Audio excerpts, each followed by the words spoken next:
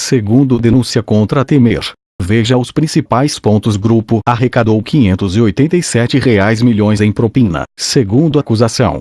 O Procurador-Geral da República, Rodrigo Janot, apresentou ao Supremo Tribunal Federal, STF, nesta quinta-feira, 14, uma nova denúncia contra o presidente Michel Temer, desta vez pelos crimes de obstrução à justiça e organização criminosa. Em nota, Temer afirmou que a denúncia de Janot é recheada de absurdos. Veja os principais pontos da denúncia. Organização criminosa. Janot denunciou os integrantes do chamado PMDB da Câmara por organização criminosa. Segundo a denúncia, Temer seria o líder do grupo desde maio de 2016. Além dele, são acusados o ex-presidente da Câmara e deputado cassado Eduardo Cunha, o ex-deputado Rodrigo Rocha Loures, os ex-ministros Gedel Vieira Lima e Henrique Eduardo Alves, e os ministros Eliseu Padilha, Casa Civil, e Moreira Franco, Secretaria-Geral da Presidência. Segundo a denúncia, o grupo praticava atos ilícitos em troca de propina por meio da utilização de diversos órgãos públicos, como Petrobras, Furnas, Caixa Econômica, Ministério da Integração Nacional e Câmara dos Deputados. Tentativa de comprar silêncio. Outro crime imputado a Temer é de obstrução à justiça. O presidente é acusado de instigar o empresário Joesley Batista a pagar, por meio de Ricardo Saldi, executivo da JF, dinheiro para a irmã de Lúcio Funaro, Roberta Funaro. O objetivo era que o doleiro, apontado como operador da organização, não fizesse delação premiada. Apesar da tentativa, Funaro fechou colaboração com a PGR, que foi homologada pelo Supremo Tribunal Federal e constam nesta denúncia contra Temer. A denúncia cita ainda a gravação feita por Joesley Batista em encontro com Temer no Palácio do Jaburu, em março deste ano, fora da agenda oficial. Segundo Joesley, a conversa foi uma tentativa de obter a opinião de Temer sobre a continuidade de pagamento a Eduardo Cunha em troca do silêncio do ex-deputado. O MPF diz que a conversa revela tentativa de obstruir as investigações. O presidente nega. Só esta estratégia, encontrar-se fora da agenda utilizada, já nos autoriza a fazer algumas afirmações. O encontro não deveria ser do conhecimento de terceiros, inclusive os próprios seguranças, o que denota que o presidente sabia de antemão que os assuntos que seriam tratados não eram republicanos, diz a denúncia. R$ 587 milhões em propina. Segundo o PGR, o esquema do qual Temer seria líder rendeu aos denunciados ao menos R$ 587 milhões de propina.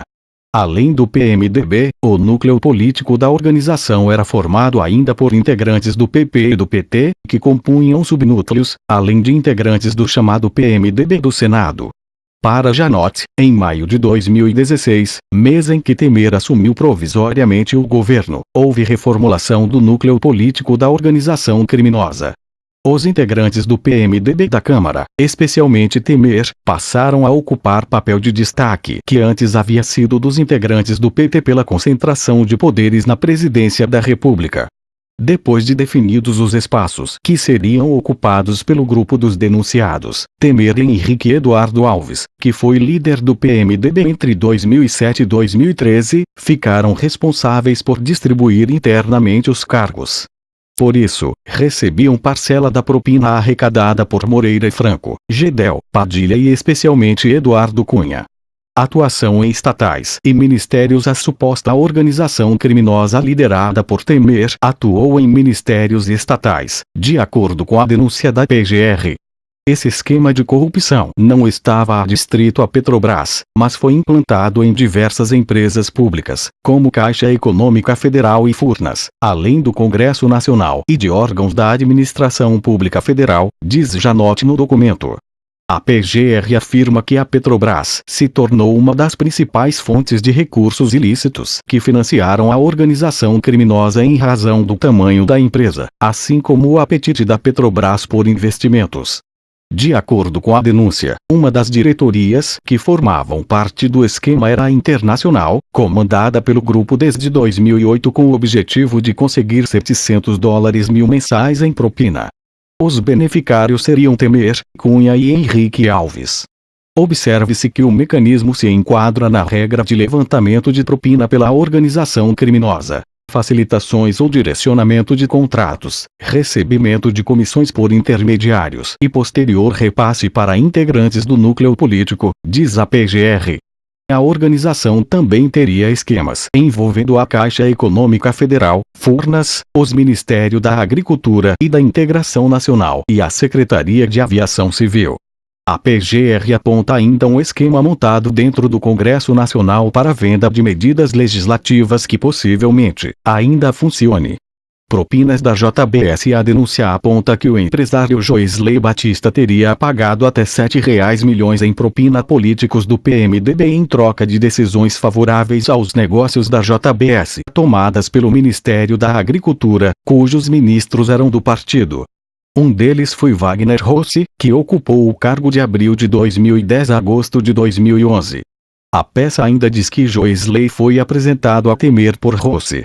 Segundo a PGR, quando Rossi deixou o ministério, Temer solicitou a Joesley o pagamento de uma mesada no valor R$100 mil ao ex-ministro e de R$20 mil a Milton Ortolan. Os pagamentos foram feitos por cerca de um ano, pois Joesley sabia que Temer tinha relação com operações da JF na Caixa Econômica Federal. Janot ainda relata que Joesley aproveitou-se do esquema no Ministério da Agricultura montado por Eduardo Cunha, com o aval de Henrique Eduardo Alves e Michel Temer, para obter a revogação de um ato normativo que autorizava a aplicação de vermífugos de longa duração e diluição. Assim, voltaram a ser usados vermífugos de prazo de absorção mais curto, facilitando a exportação das carnes. A denúncia informa que, em maio de 2014, o Ministério publicou instrução normativa proibindo temporariamente a produção e o uso das avermectinas de longa ação. Esta medida rendeu mais R$5 milhões em propina.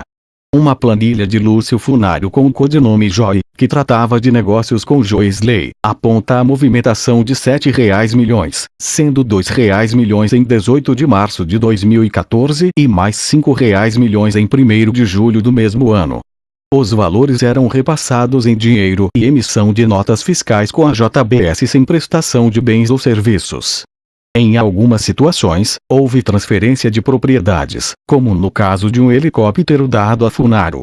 Intermediadores. Segundo a denúncia, Eliseu Padilha, Gedel Vieira Lima, Henrique Eduardo Alves, Moreira Franco e Rodrigo Loures tinham relação próxima e antiga com Temer e faziam a interface com os núcleos administrativo e econômico da organização criminosa a respeito dos assuntos ilícitos de interesse direto do presidente. Temer, por sua vez, tinha o papel de negociar com os demais integrantes do núcleo político os cargos a serem indicados pelo seu grupo. Era ele o único do grupo que tinha alguma espécie de ascensão sobre todos, segundo a PGR. Caráter transnacional. Segundo Janot, os crimes da organização criminosa do PMDB ultrapassaram as fronteiras do país.